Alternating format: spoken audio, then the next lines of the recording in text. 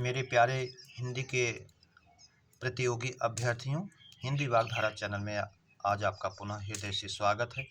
इस उम्मीद और अपेक्षा के साथ कि आप अपनी तैयारी में अपना शत प्रतिशत दे रहे होंगे और उसी क्रम में हिंदी पर भी अपना फोकस विशेष रूप से कर रहे होंगे, क्योंकि हिंदी आपको पूर्णांक दिलाने वाली आपकी परीक्षाओं के लिए बहुत ही सहयोगिनी सिद्ध होती है। तो इसी उद्देश्य से आप इन श्रृंखलाओं के प्रश्नों का आदि से अंत तक अवलोकन जरूर कर रहे होंगे। इसी उम्मीद और अपेक्षा के साथ आइए आज की श्रृंखला के पहले प्रश्न की शुरुआत हम लोग करते हैं। आज का पहला प्रश्न है, बिलेशय, पद्मेशय और कुशेशय पर्याय है। आहिका, विष्णु का, कमल का, ब्रह्मा, कमल, सर्प, कंज, सर्प, विष्णु, कोई नहीं। तो इसमें एक शब्द को आप पकड़िए, शय। शय का अर्थ है शयन करना। तो विलेशय, बिल में जो शयन करता है वो सांप होगा। पद्मेशय, पद्म कमल पर जो शयन करते हैं अर्थात भगवान विष्णु हैं। और कुशेशय, कुश के समान जो कमल होता है, मृणाल तंतु जो होता है इसके ऊपर उसका फूल होता है, तो ऐसा माना जाएगा वो इसके ऊपर शयन कर रहा है। तो कुशेशय, कुश पर जो शयन करता है। तो पहला बिलेशय, बिल में शयन करने वाला अर्थात सांप। पद्मेशय, कमल पर शयन करने वाले अर्थात भगवान विष्णु। और कुशेशय, कुश जैसे मृणाल तंतु पर शयन करने वाला अर्थात कमल। तो आहि, विष्णु और कमल, आहि माने सांप। तो विकल्प ए ही हमारा सही हो जाएगा, सांप, विष्णु, कमल, आहि, विष्णु, कमल, विकल्प ए। प्रश्न नंबर 2, मार पर्याय है। अनंग, अतनु, रतिनाह, सभी। मार अर्थात मार, ऐसा भावा बना लीजिए, मार करने वाला, चोरी डकैती करने वाला, किसी के मन को चुरा लेने वाला कौन है? कामदेव जी हैं। तो कामदेव का पर्यायवाची मार ऐसा मान लीजिए है भी। अनंग, जिसके अंग नहीं है, अशरीरी हैं, भगवान कामदेव हैं। अतनु, जो शरीर विहीन है, वही पर्याय है, कामदेव का है। रतिनाह, रथ के स्वामी हैं, पति हैं, इसलिए ये भी है। विकल्प डी सही हो जाएगा हमारा, सभी। प्रश्न नंबर 3, महापराण वर्णों की संख्या है। ए 12, बी 13, सी 14, डी 15। महाप्राण वर्णों की संख्या तो आप जानते हैं, अल्पप्राण किसी भी वर्ग का पहला, तीसरा, पांचवा, तो महाप्राण जो है किसी भी वर्ग का दूसरा और चौथा। तो इनके वर्णों की संख्या पूछ रहा है, तो किसी भी वर्ग का दूसरा और चौथा अर्थात 10 हो गए। और उसके बाद 4 जो है इसके ऊष्म हो गए, शाख, शाह, 14 हो गए, और एक विसर्ग मिला करके 15 हो जाता है, इसलिए विकल्प डी हमारा सही हो जाएगा, 15। प्रश्न नंबर 4, राम का घोड़ा बहुत काला है में प्रविशेषण है। घोड़ा, बहुत, काला, कोई नहीं। तो काला तो विशेषण है और काले के भी विशेषता बता रहा है बहुत, इसलिए बहुत जो है प्रविशेषण है, जो विशेषण की विशेषता बताए वो प्रविशेषण होता है, इसलिए विकल्प भी हमारा सही हो जाएगा, बहुत। कांता प्रसाद गुरु ने प्रविशेषण को अंतर विशेषण भी कहा है। प्रश्न नंबर 5, पूर्व और उत्तर के बीच की दिशा है। उदीची, अवाची, प्रतीची, ईशान। तो उदीची उत्तर की दिशा को उदीची कहते हैं, और अवाची दक्षिण की दिशा को अवाची कहेंगे। प्रतीची पश्चिम की दिशा को जो है प्रतीची कहेंगे। ईशान पूर्व और उत्तर के बीच की दिशा को कहेंगे, इसलिए विकल्प डी हमारा सही हो जाएगा, ईशान। इसको याद रखें, परीक्षाओं में बार बार पूछता है उत्तर और पूर्व के या पूर्व और उत्तर के बीच की दिशा। प्रश्न नंबर 6, शुद्ध शब्द वर्तन्य अनुसार है, यानी वर्तनी के अनुसार कौन सा शब्द शुद्ध है। हितेच्छुक, स्वास्तिक, अहिल्या, प्रत्युत। हितेच्छुक का इसमें अशुद्ध है, हितेच्छु होता है हित की इच्छा रखने वाला तो शुद्ध होता। स्वास्तिक अशुद्ध है, अगर स्वस्तिक होता तो शुद्ध होता। अहिल्या ये अशुद्ध है, अहल्या होता तो शुद्ध होता। प्रत्युत पूरी तरह से शुद्ध है, क्योंकि ये ता जो है हल चिन्ह विहीन होता है। तो 2 शब्द याद रखिएगा, श्रीयुत और प्रत्युत।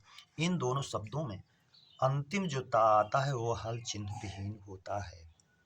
प्रश्न नंबर 7, दादू दयाल के शिष्यों में शिक्षित शिष्य थे। धर्मदास, सुंदरदास, नंददास, कोई नहीं। नंददास को जड़िया कवि कहा जाता है, ये नहीं है। सुंदरदास जो है ये दादू दयाल के शिष्यों में शिक्षित शिष्य थे, इसलिए विकल्प भी हमारा सही हो जाएगा। और धर्मदास जो हैं ये कबीर दास के शिष्यों में शिक्षित शिष्य थे। कबीर दास जी दोहे को बोलते थे तो इसको ये लिखते थे। प्रश्न नंबर 8, हाला पर्याय है गंधोत्तमा, मदिरा, वारुणी, सभी। तो हाला जो है शराब का पर्यायवाची है, मदिरा का पर्यायवाची है, इसलिए गंधोत्तमा भी है, ये भी है, मदिरा भी है, वारुणी है, इसलिए विकल्प डी हमारा सही हो जाएगा, सभी। प्रश्न नंबर 9, प्रत्युपकार में संधि है गुण स्वर, यण स्वर, अयादि स्वर, वृद्धि स्वर। प्रत्युपकार उपकार के बदले किया गया उपकार, प्रति प्लस उपकार, इका स्थान यण से आदाची, इक के स्थान पर यण हुए आगे असमान स्वर के होने पर, तो ई का उ असमान आने पर या हो गया तो संधि हो गई प्रत्युपकार, यण स्वर संधि, विकल्प बी हमारा सही हो जाएगा, यण स्वर संधि। प्रश्न नंबर 10, स्वर संधि के मुख्यतया भेद हैं, ए 2, बी 3, सी 4, डी 5। तो स्वर संधि के मुख्यतया 5 भेद माने जाते हैं और हमारा आयोग इस 5 ही मानता है तो इसके भेदों में उपभेद और, लेकिन 5 ही मुख्य माना जाता है, इसलिए 5 मानिए। प्रश्न नंबर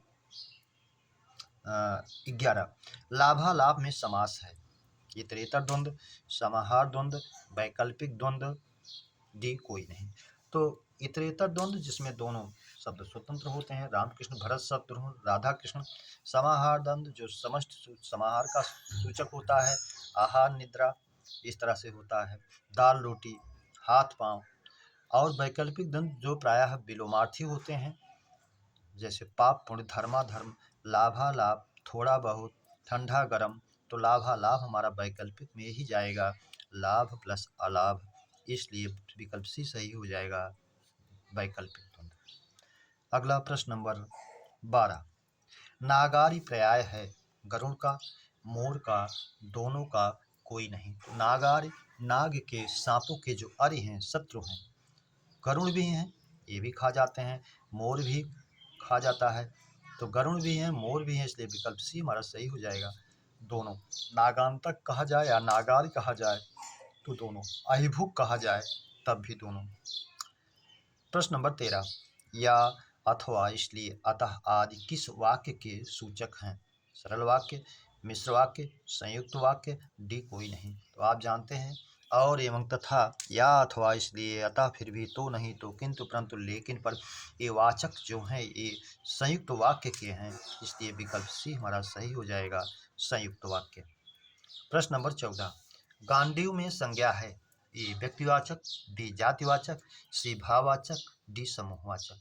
तो गांडीव जो है अर्जुन की धनुष का नाम है, इसलिए व्यक्तिवाचक में जाएगा, विकल्प ए हमारा सही हो जाएगा, गांडीव व्यक्तिवाचक। प्रश्न नंबर 15, भूरुह पर्याय है गाछ का, बिटप का, तरु का, सभी का। तो भूरुह, भू माने जमीन से, रूह माने उत्पन्न होने वाला, रूह का शाब्दिक अर्थ आप समझ लीजिए, तंतुओं के रूप में उत्पन्न होने वाला, जहाँ भी जोड़ा जाएगा उसका भाव उस रूप में ले लिया जाए। भूरुह जो जमीन से तंतुओं के रूप में उत्पन्न होता है, तो गाछ भी वृक्ष का पर्यायवाची है, भूरुह पेड़ का है, वृक्ष का है, इसलिए गाछ भी है, बिटप बिटप भी है, तरु वृक्ष ये भी है, इसलिए विकल्प डी हमारा सही हो जाएगा। इसके अलावा रूह शब्द को भी और भी आप जानते रहिए, रूह माने तंतुओं के रूप में उत्पन्न होने वाला, सिरोरूह सिर में तंतुओं के रूप में माने होने वाला, सिर के बाल, और तनोरूह शरीर में तंतुओं के रूप में होने वाला अर्थात रोया। तो इसी तरह से भूरूह, तनोरूह, सिरोरूह, कुछ भी कहे उसको आप उसी अर्थ में उसका निकालें भाव। प्रश्न नंबर 16, यामा पर्याय है छड़दा, विभावरी, तमिश्रा, सभी। तो यामा जो है रात्रि का पर्यायवाची है, क्षणदा क्षण में सुकून देने वाली अर्थात क्षण क्षण सुकून देने वाली रात होती है, इसलिए है। विभावरी रात है, तारो भरी रात का वाक्यांश का एक शब्द भी है, रात का पर्यायवाची भी है।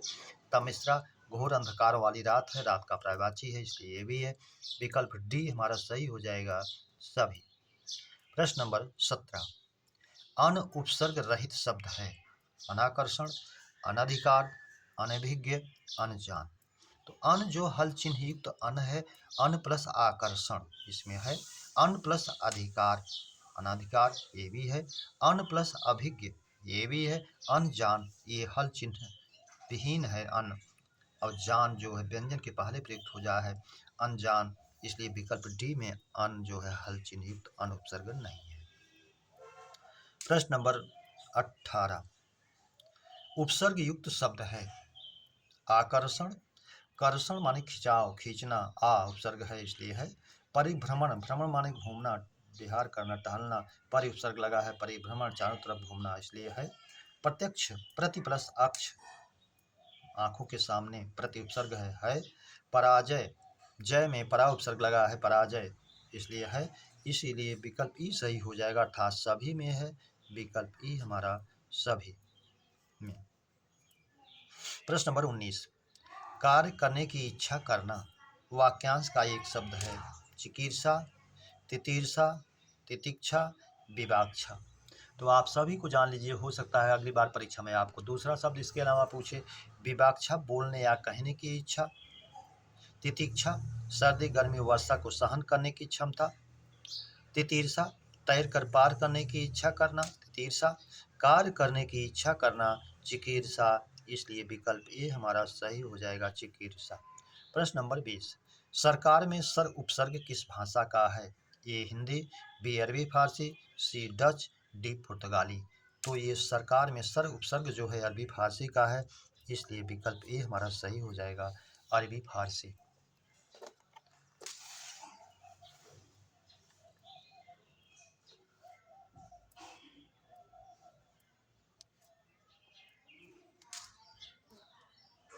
प्रश्न नंबर 21, मेरे निमित्त ईश्वर की कोई कृपा नहीं में कारक है कर्म कारक, करण कारक, संप्रदान कारक, अपादान कारक। जो आप जानते हैं जो कार्य किसी के लिए किया जाता है तो उसमें संप्रदान कारक होता है, के हित, के निमित्त, के वास्ते, के लिए, जहाँ भी आए संप्रदान कारक में जाता है, इसलिए के निमित्त आया है संप्रदान कारक में जाएगा, विकल्प सी हमारा सही हो जाएगा संप्रदान। अग्नि का विशेषण है अग्नि, आग्नेय, अग्निल, अग्नीय। तो अग्नि का विशेषण आग्नेय होता है, इसलिए विकल्प बी हमारा सही हो जाएगा आग्नेय। प्रश्न नंबर 23, शीतल मंद सुगंध युक्त वायु वाक्यांश का एक शब्द है त्रिविध वायु, द्विविध वायु, त्रिविध वायु, शीत समीर, शीत वायु। तो त्रिविध तीन प्रकार की वायु अर्थात शीतल मंद सुगंध वायु, विकल्प बी हमारा सही हो जाएगा त्रिविध वायु। अगला प्रश्न 24, तुम बाजार जाओ अर्थ आधार पर वाक्य भेद है, अर्थ के आधार पर वाक्य भेद है। अर्थ के आधार पर आप जानते हैं वाक्य के 8 भेद होते हैं, विधिवाचक, निषेधवाचक, प्रश्नवाचक, आज्ञावाचक, उसके बाद जो है विस्मयवाचक, संदेहवाचक, इच्छाबोधक, तुलनाबोधक, संकेत बोधक, ये 8 भेद होते हैं। और उसी भेद में तुम बाजार जाओ आदेश दिया जा रहा है, आज्ञावाचक होगा, इसलिए विकल्प ए हमारा सही हो जाएगा आज्ञावाचक। प्रश्न नंबर 25, कुंभिल पर्याय है ए साहसिक, दस्यु, खनक, सभी। कुंभिल जो है चोर का पर्यायवाची होता है, तो साहसिक यह भी है, दस्यु डकैत चोर यह भी है, खनक खोद करके कार्य करने वाला चोरी का काम करने वाला, इसलिए खनक भी है, तो विकल्प डी हमारा सही हो जाएगा सभी। अब साहसिक में साहस से संबंधित कार्य का ये समझिए, साहस करता है चोरी करने के लिए रात में, भले उसका साहस जो है निकृष्ट कोटि का है, लेकिन उसको साहसिक कहा गया है, तो आप इस पर कन्फ्यूज ना होइए। प्रश्न नंबर 26, तद्भव तत्सम का अशुद्ध युग्म है ए जड़, जटा, सही है। आंवला, आमलक, ये भी सही है। बहेड़ा, विभीतिक, ये भी सही है। हरण, हर, ये अशुद्ध है, जबकि हरण का हरेतकी होता है, इसलिए विकल्प डी अशुद्ध है। प्रश्न नंबर 27, चौकोर कैसा विशेषण है? परिमाणवाचक, संख्यावाचक, गुणवाचक, सर्वनामिक।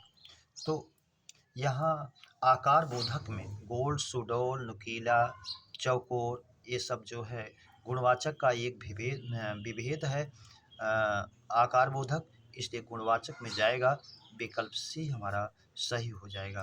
प्रश्न नंबर 28, 4 गज मलमल में विशेषण है निश्चित संख्यावाचक, निश्चित परिमाणवाचक, गुणवाचक, सार्वनामिक।